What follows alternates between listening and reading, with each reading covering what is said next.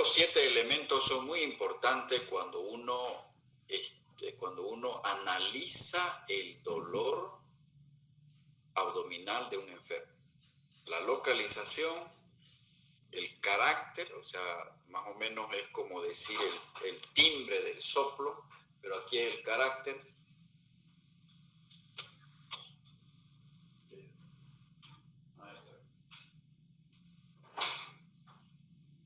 ¿Se acuerdan que en el timbre del soplo decíamos que los soplos tienen diferentes timbres, ¿no ves? Timbre aspirativo, timbre musical, lo propio en el dolor abdominal. Uno tiene que describir, tiene que preguntar al enfermo qué tipo de dolor tiene el enfermo, porque hay una correlación entre el tipo del dolor o carácter del dolor y la patología. Opresivo, urente, punzante, tipo cólico. Tipo cólico es el dolor que va y viene, no es continuo. Tipo cuando hay un cálculo en vesícula biliar o hay un cálculo en pelvis renal, da tipo cólico. Opresivo es, por ejemplo, el dolor cuando hay una hepatomegalia. Urente cuando es un dolor por gastritis o una úlcera que se perfora. Importante, la intensidad del 1 al 10, la evolución, importante caracterizar. Condiciones, se refiere a qué desencadenan el dolor, qué factores atenúan o qué factores agravan el dolor. Síntomas acompañantes, dado que la mayor parte de los diagnósticos abdominales, obviamente el dolor abdominal es el síntoma pivote o cardinal, pero se van a asociar a otros síntomas. Entonces hay que investigar, hay que averiguar, hay que hacer una anamnesis de otros síntomas, porque de esa forma se va a configurar el diagnóstico. Y la actitud que toma el enfermo ante el dolor es importante.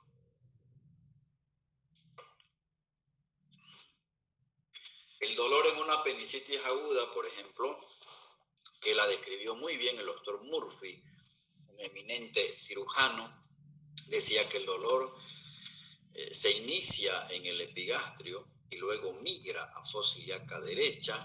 El paciente no tiene ganas de comer, hay astenia, hay adinamia, importantísimo.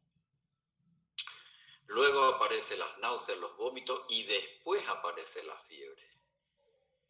Esa cronología de los síntomas después del dolor es importantísimo para hacer el diagnóstico. Un cólico renal, fíjense que cuando el cálculo está todavía en pelvis renal, el paciente lo va a acusar atrás, en región lumbar. Pero a medida que el cálculo si migra, el dolor también va a migrar. Entonces, por esa razón es que puede confundirse un cólico renal con un problema, es decir, un cólico renal como expresión de una enfermedad del sistema urinario, se puede confundir con una enfermedad del sistema gastrointestinal. No hay que perder de vista que el cólico renal es casi siempre unilateral y se puede irradiar, fíjese, a los genitales. Puede ir de atrás hacia adelante. Entonces, esos elementos de cómo caracterizar el dolor abdominal son fundamentales a la hora del diagnóstico. Después que hemos terminado nosotros la anamnesis, empezamos a examinar el abdomen. Entonces, los 4 métodos de exploración semiológica, acá un poco se salta la regla. Después de la inspección viene la ocultación, después la palpación y al final la percusión. Este aspecto es muy importante. A la inspección tengo que buscar signos abdominales, igual que en semiología cardiovascular. El paciente viene por síntomas cardíacos y yo tengo que ir a buscar signos cardiovasculares. En semiología gastrointestinal lo que tengo que ir a buscar son signos abdominales. Ictericia. La próxima clase es el análisis, es decir, el enfoque clínico de un paciente ictérico. Así que eso lo vamos a analizar perfectamente bien. Entonces, yo tengo que ir a buscar signos abdominales. Uno de los signos abdominales es la ictericia. Hay varias enfermedades que pueden provocar ictericia. Por eso es que cuando un paciente es traído a la emergencia, a la consulta externa con ictericia, uno está autorizado para poner síndrome ictérico y luego ya viene el apellido de esa ictericia, cuál es la causa. Otro signo abdominal es el abdomen distendido, es decir, es lo que la gente le llama, estoy con el abdomen hinchado, doctor. Se me hincha el estómago, el abdomen. Mucha gente dice estómago, otra gente dice abdomen. Los pacientes utilizan diferentes términos para referirse al abdomen. Ese abdomen distendido puede deberse a múltiples causas, a la obesidad, a la citis, gases, embarazo, algún crecimiento de un órgano que se llama eso organomegalia, puede ser un tumor, puede ser un quiste, y si es en la parte inferior puede ser una concreción de materia fecal que es muy frecuente en pacientes con megacolon chagásico, eso se llama fecaloma. También yo puedo ver circulación colateral, cabeza de medusa, que se ve mucho en los pacientes cirróticos con evolución muy avanzada. Las cicatrices me orientan al tipo de patología. Hay muchas cicatrices. Cuando yo examino el abdomen, yo puedo encontrarme con un enfermo que ha sido operado. Esa cicatriz la tengo que describir. Si es una cicatriz que está por encima del ombligo, se llama cicatriz mediana supraumbilical. Si está a un lado, tiene que ser paramediana. Puede ser paramediana derecha o paramediana izquierda. Si la cicatriz está por debajo del ombligo, se llama cicatriz infraumbilical. La vesícula biliar se puede abordar es decir, los cirujanos abordan la cirugía de la vesícula biliar de dos formas. Puede ser con una incisión supraumbilical, que es la clásica, y la otra es una cicatriz que está paralela al reborde costal derecho. Es una de las más utilizadas por los cirujanos, fundamentalmente en pacientes que no tienen riesgo y que no son obesos. Se llama la incisión de Kocher. Esa es la incisión que se llama Kocher. Es paralela al reborde subcostal derecho. Entonces nos orienta al tipo de patología. Si ese paciente ha sido operado de una apendicitis aguda, la incisión clásica descrita fue por McBurney, se llama incisión de McBurney, que la voy a mostrar posteriormente. Las masas herniarias también son signos abdominales. Y eventración es la expresión de una diastasis de los músculos rectores. Cuando un paciente está en decúbito dorsal, ha sido operado de algún problema intraabdominal, queda una cicatriz ahí.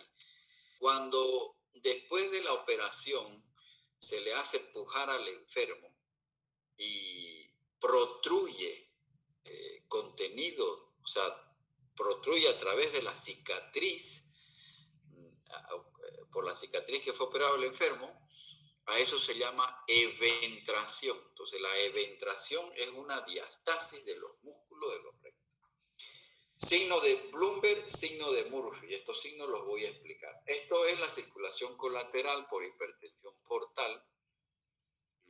Secundaria, cirrosis alcohólica, que la vamos a ver cuando hablemos de semiología de la cirrosis alcohólica.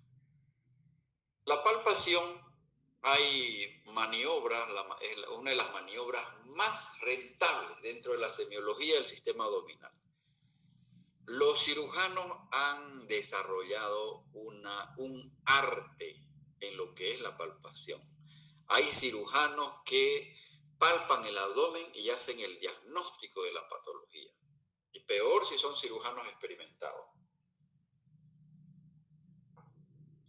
¿Qué se busca cuando se palpa el abdomen? La tensión de la pared, el dolor, si es un dolor localizado o difuso, y el dolor a la descompresión, que es el signo de Bloomberg. También a la palpación se explora la temperatura y el pulso. La palpación superficial, empezamos a ganar confianza con el paciente. Es importante hablar con el paciente mientras uno está palpando. Detectamos contracturas voluntarias o involuntarias de la pared abdominal, masas, hematomas de la pared. Y la palpación profunda es para detectar masas intraabdominales o retroperitoneales.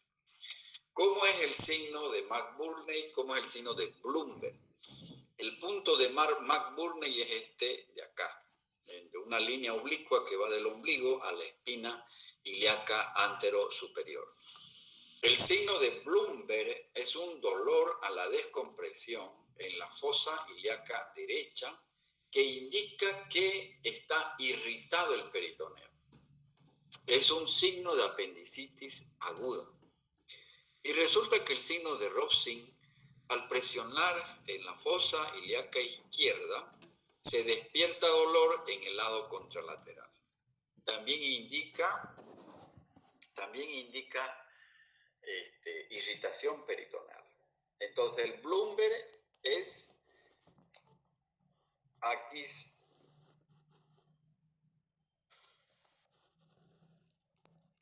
No está descrito aquí. El signo de Bloomberg, para el signo de Bloomberg, yo lo acuesto al paciente en decúbito dorsal. Le indico que flexione las piernas, tiene que estar bien relajado el abdomen. Si es un varón, hay que hacer que se saque el cinturón. Si es una paciente de pollera, hay que aflojar esa pollera. Tiene que estar bien relajado el abdomen. Es importante cuando yo exploro el signo de Bloomberg, distraer al enfermo. Yo empiezo a charlar y empiezo a presionar la fosa ilíaca derecha. Empiezo a presionar. Cuando yo empiezo a presionar, en ese momento lo distraigo al paciente y va a haber en algún momento que yo descomprimo la fosa ilíaca derecha en forma súbita. Cuando hay irritación del peritoneo, va a despertar dolor a la descompresión. Por eso se llama también el signo de rebote. Y el signo de Robson es el dolor que se despierta en el lado contralateral al presionar la fosa ilíaca izquierda. El signo de McBurney es el punto de localización del apéndice, ubicada en la unión de los 2 tercios proximales y el distal de una línea imaginaria trazada entre el ombligo y la cresta anterosuperior. Este es el signo de McBurney. El signo de Murphy es otro signo que indica inflamación de la vesícula biliar. ¿Qué se hace para esto? El paciente tiene que estar en decúbito dorsal igual. El médico se coloca al lado derecho del enfermo. Las piernas deben estar flexionadas. El abdomen tiene que estar bien descubierto. Empiezo a presionar la región subcostal del lado derecho. Se le indica al paciente que meta aire y luego que expire. Y en ese momento que expira, que exhale el aire, el paciente va a sentir dolor. Eso es el signo de Murphy positivo que indica que la vesícula está inflamada. Este es el signo de Robson, ¿verdad? Produce dolor en fosa ilíaca derecha por una transmisión retrógrada del gas hacia la fosa ilíaca derecha al comprimir la fosa ilíaca izquierda. O sea, el médico comprime la fosa ilíaca izquierda y esa transmisión de gas va a reproducir un dolor en la fosa ilíaca derecha. El signo de Mathieu o la maniobra de Mathieu. Esta es una maniobra o maniobra del enganche también. Es una de las más usadas para explorar el hígado, o sea, fundamentalmente para explorar la hepatomegalia o si hay alguna tumoración, algún crecimiento del hígado. El médico se coloca a la derecha del paciente siempre, sin cabecera, las piernas flexionadas, el abdomen bien relajado, y empieza el médico mirando hacia los pies del paciente. Con las 2 manos el médico intenta enganchar el borde libre del hígado. Entonces, cuando hay hepatomegalia, se logra palpar perfectamente bien el hígado. Está repetido. Entonces, esa es la forma. El paciente está en decúbito dorsal y el médico está hacia la derecha. Uno puede cometer errores en la palpación de masas abdominales. Uno puede creer que hay una masa abdominal, pero puede ser materia fecal impactada. A eso se llama fecaloma. Un paciente con fecaloma que no ha eliminado heces por mucho tiempo, se va a formar un fecaloma. Y ese fecaloma va a impresionar como una masa abdominal, pero resulta que cuando uno hace una buena anamnesis, el paciente va a relatar que no ha hecho del cuerpo mucho tiempo. Muchas veces, pacientes delgados, en la región periumbilical uno puede palpar la aorta.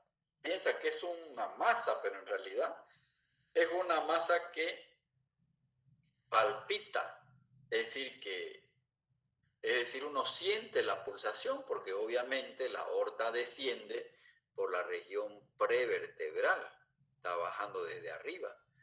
La quinta vértebra lumbar también se la puede palpar. Una vejiga distendida también yo puedo creer que es una masa y resulta que es un paciente que no ha evacuado la orina, característicamente en pacientes prostáticos, y uno puede creer que es un tumor y es la vejiga distendida. Esto se va a acompañar de matidez. Va a haber una masa infraumbilical y cuando yo percuto esta región distendida, en realidad es matidez lo que yo percuto y en realidad corresponde a una vejiga que está llena de orina. El útero grávido también nos puede engañar, por eso hay que preguntar bien si la fecha de la última regla de la mujer. Mucho se puede confundir la obesidad con el útero grávido, fundamentalmente en pacientes obesas. El borde externo del músculo recto anterior abdominal también se puede confundir. Percusión. ¿Qué permite descubrir la percusión abdominal? Permite determinar si despierta dolor y dónde lo localiza el enfermo. Si hay irritación abdominal, si hay matidez o timpanismo, es decir, cuando yo percuto el abdomen, tengo que discriminar si es matidez o es timpanismo. Timpanismo quiere decir la presencia de aire. Matidez es masa sólida, porque si yo percuto un hígado que está crecido, eso es matidez. En la ascitis también hay matidez, pero cuando hay muchos gases intraabdominales, la percusión me va a demostrar timpanismo. Es lo que dice la gente, doctor, está bombo, está distendido mi barriga. Si hay desaparición de la matidez hepática a la percusión, a eso se llama el signo de llover, que lo vamos a ver. Entonces esa es la forma de percutir. Yo debo percutir todo el abdomen.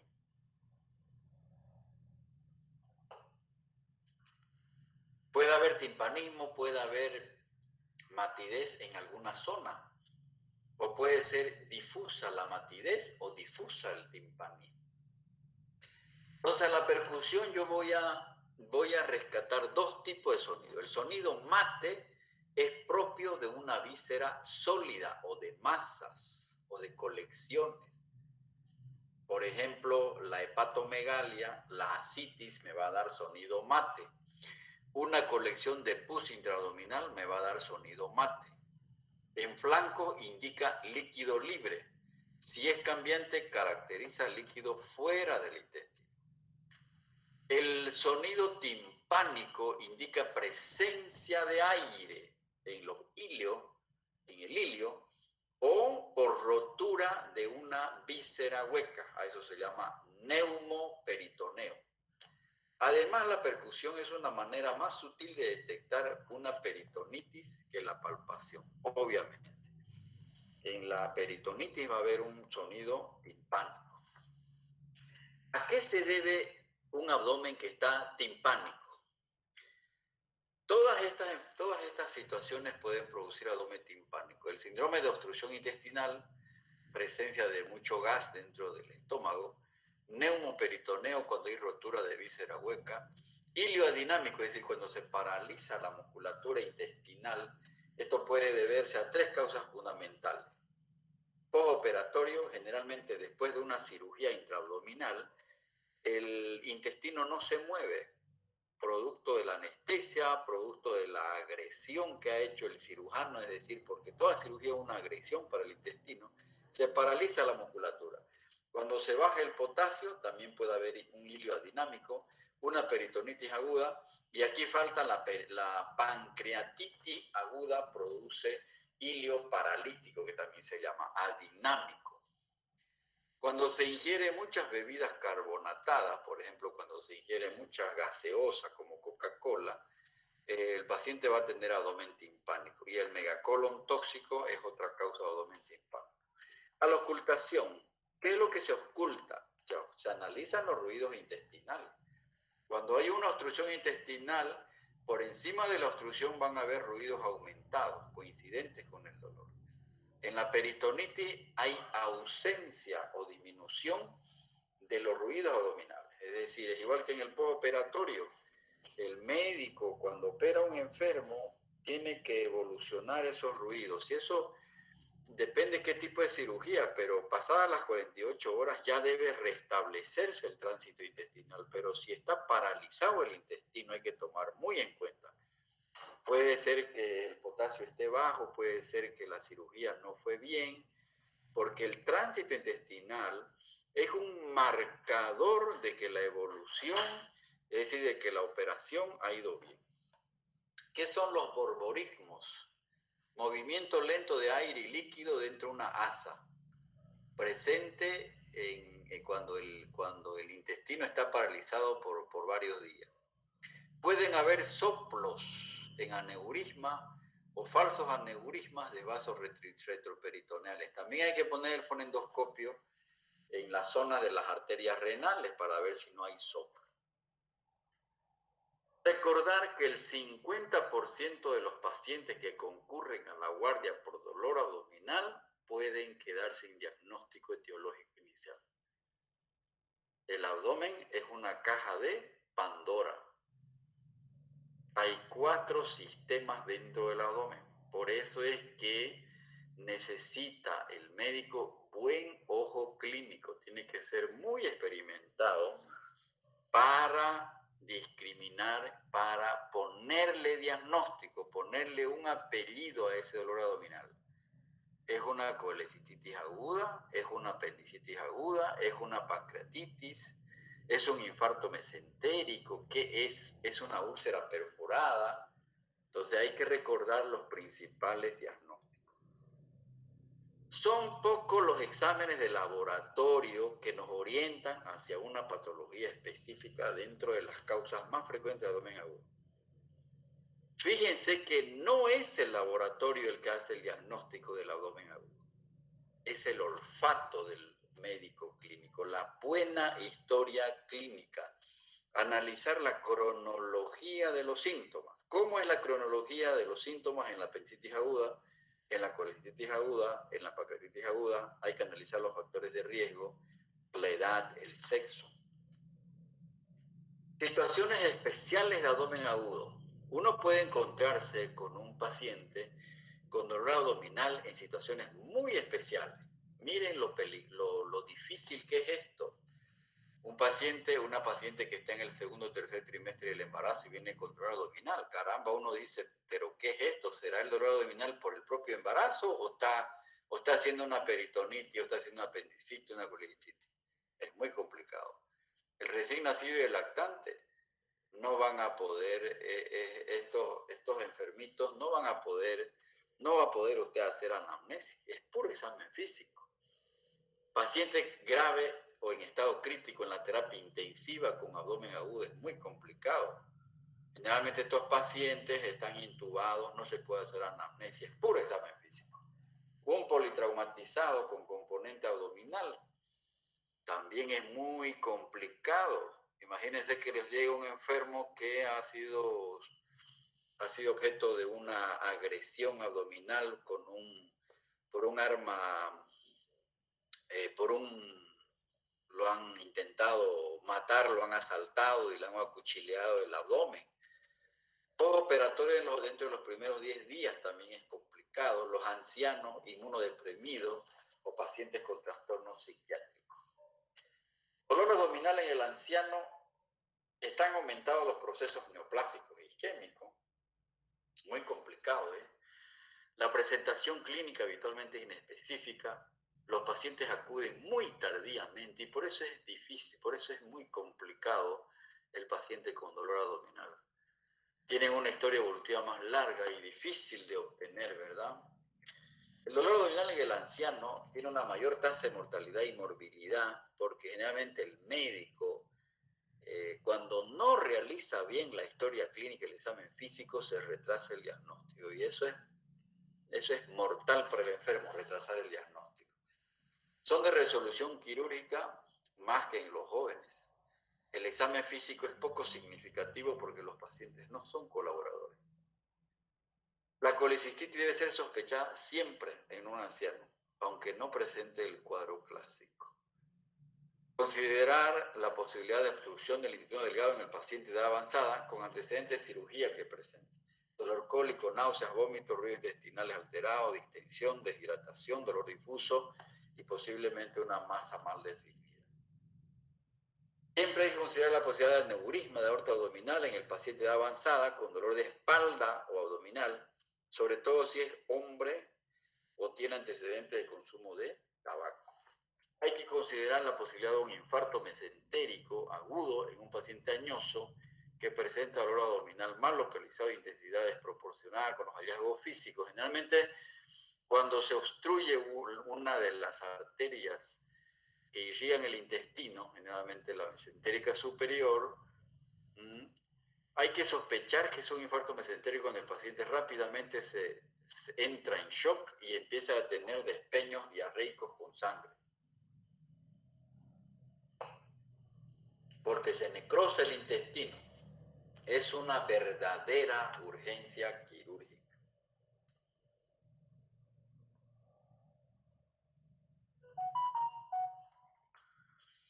Examen complementario. Solo en menos del 10% de los casos modifican la impresión clínica inicial. Es decir, el diagnóstico para ponerle un apellido al dolor abdominal es anamnesia y examen físico. Los exámenes complementarios solo aportan, es decir, solo pueden modificar en un 10% esa impresión clínica inicial, esa hipótesis.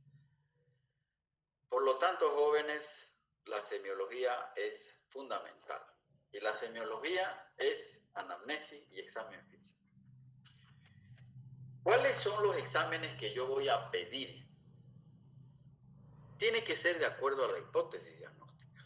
Una radiografía simple de abdomen solo me es útil cuando yo sospecho, cuando yo estoy sospechando perforación de víscera hueca, oclusión intestinal, un vólvulo o una litiasis renal. La ecografía abdominal solo debo pedirla cuando sospecho una patología de vesícula, una colicitis aguda. Si es un cálculo que está en pelvis renal, porque si ha bajado ese cálculo no me sirve la ecografía abdominal. La ecografía abdominal solo me sirve cuando el cálculo está arriba, en pelvis renal. Cuando ya empieza a descender ya no me sirve. Tengo que hacerle otro estudio, una tomografía, una urotac me va a servir. Y la pelviana. En patología pelviana quiere decir una apendicitis aguda, ahí me sirve la ecografía, un plastrón apendicular, cuando se perfora el apéndice, una paciente mujer joven que viene con dolor en fosa ilíaca derecha y yo sospecho que es un quiste de ovario que se ha torcido, una torsión de quiste de ovario, o una mujer que tiene múltiples quistes, un embarazo ectópico, ahí tiene valor la ecografía abdominal. Y la tomografía de abdomen, el gol estándar para pancreatitis es la pancreatitis. Y también en la litiasis renal es muy importante la tomografía. Tiene muchas ventajas en la litiasis renal la tomografía de abdomen porque te va a permitir inclusive medir el tamaño del hito. Hay imágenes tridimensionales que se miran en la tomografía. El infarto mesentérico, la diverticulitis se benefician mucho del ataque de abdomen. Los exámenes y pruebas se deben realizar con un orden lógico y según las condiciones del paciente. Estos exámenes complementarios solo modifican, dice la literatura mundial, el 10% de nuestra impresión. Mejoran un 10% la precisión diagnóstica. Lo repite. Se repite entonces el concepto que la impresión, la hipótesis que usted formuló después de examinar al enfermo es la que vale. Los exámenes solamente mejoran un 10% de la posibilidad diagnóstica. La radiografía simple de abdomen de pie permite examinar rutinariamente sombras de los psoas, patrón aéreo intestinal, aire ectópico, líquido libre intraperitoneal. En el abdomen agudo, una radiografía simple de abdomen es el primer examen que yo debo pedir cuando sospecho una oclusión intestinal. Si un paciente viene por dolor abdominal y relata que no puede eliminar ni heces ni gases, lo más probable es que se trate de una oclusión intestinal aguda, y eso, el examen que voy a pedir es una radiografía simple. Aquí se ven los niveles hidroaéreos. Esto es puro gas. Todo lo que es negro significa gas, gases. Todo lo negro son gases. Entonces, importantísimo es que yo sepa solicitar qué examen me va a permitir, me va a ayudar en el diagnóstico. Por desgracia, hay muchos cuadros extradigestivos que simulan abdomen agudo. Cetoacidosis diabética, uremia, crisis hemolítica, porfiria, intoxicación, neumonía. Fíjense cómo una neumonía puede simular un abdomen agudo. El infarto agudo de miocardio también puede simular un cuadro abdominal agudo. Hay que tener mucho cuidado. El punto de McBurney.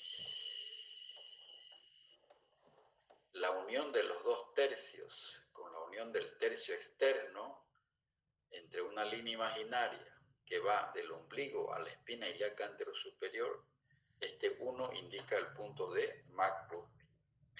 Importantísimo es en el paciente que viene por dolor abdominal investigar qué factores alivian el dolor y qué factores agravan el dolor. Cuando el reposo alivia el dolor, se refiere, lo más probable,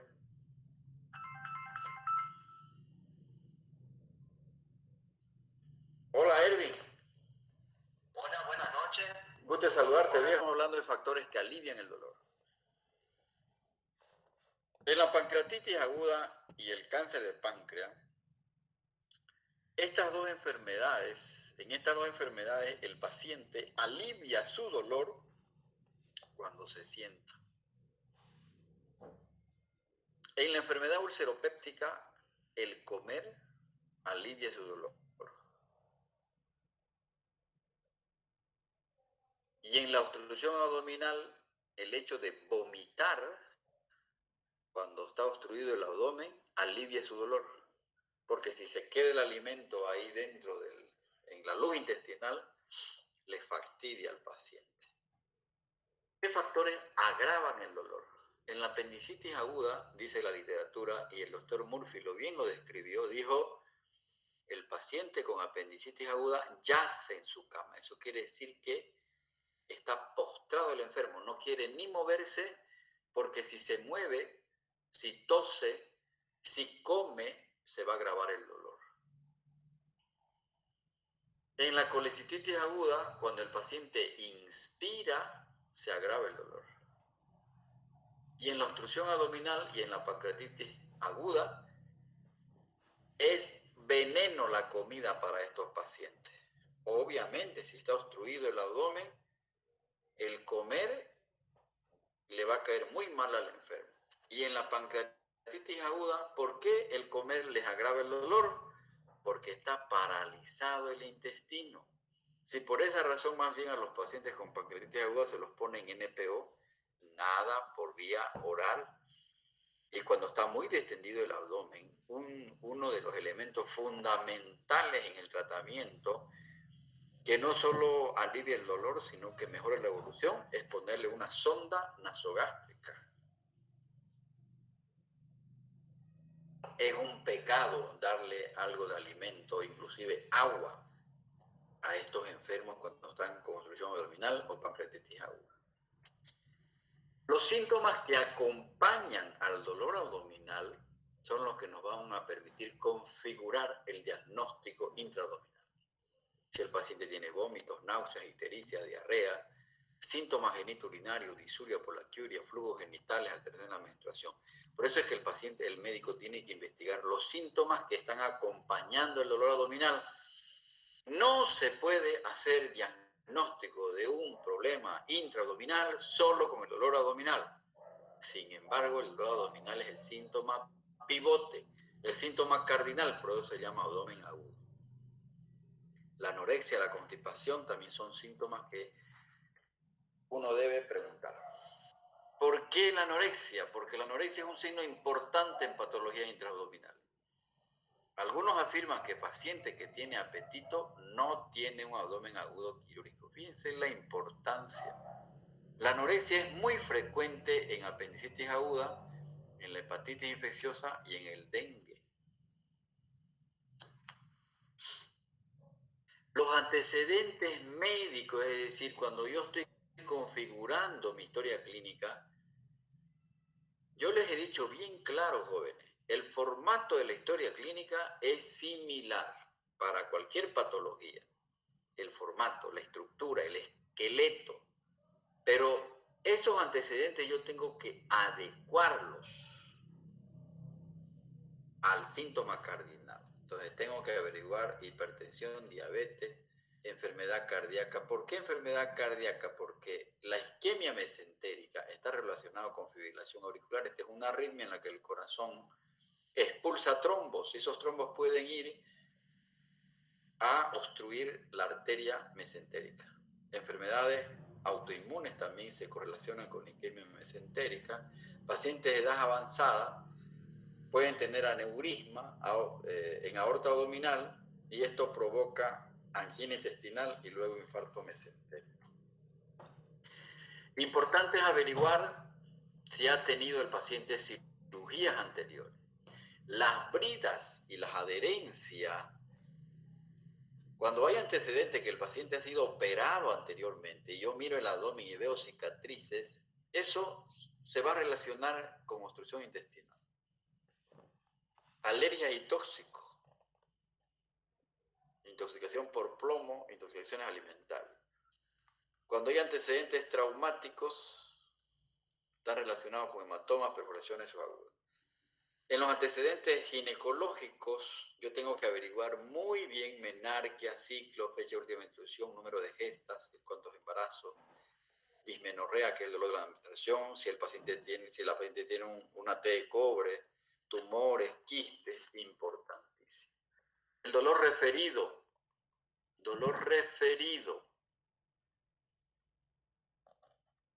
El dolor de una colitis aguda se irradia al dorso. Un dolor abdominal se puede irradiar a pulmón y a pleura, y uno pensar que es una enfermedad primaria de pulmón o de pleura. Entonces, importantísimo verificar la irradiación del dolor.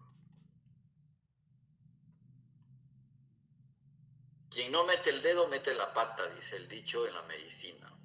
Entonces, los cirujanos son los que obviamente han desarrollado ese arte de hacer el tacto rectal. Y los ginecólogos han desarrollado el arte de hacer el tacto vaginal. Nunca se debe olvidar. Muy importante es el tacto. No hay que olvidarse de palpar los orificios herniarios. Fíjense que todos estos son tipos de hernia. La más frecuente es la hernia inguinal. Luego le sigue la hernia umbilical. Pero hay varios tipos de hernia. No se olviden. Al paciente que viene por un dolor en abdomen bajo y uno sospecha que es una hernia, hay que explorarlo en decúbito dorsal y en parado. Y se le pide que haga un esfuerzo, una maniobra de Valsalva o que puje. Entonces, cuando el paciente puja, va a brotar, como dice la gente, va a brotar la hernia. A veces la hernia ella misma se reintroduce, a eso se llama hernia reducible. porque se oculta. Pero muchas veces ya la hernia ya no se reduce y es una hernia irreducible. Eso ustedes van a ver en cirugía, los diferentes tipos de hernia.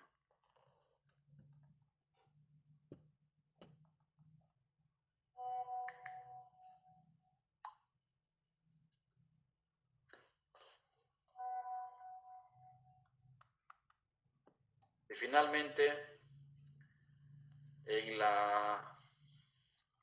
el estudio de un abdomen agudo quirúrgico, la punción del abdomen. Yo puedo puncionar pus y puedo puncionar sangre. Esto ya no es tema de semiología.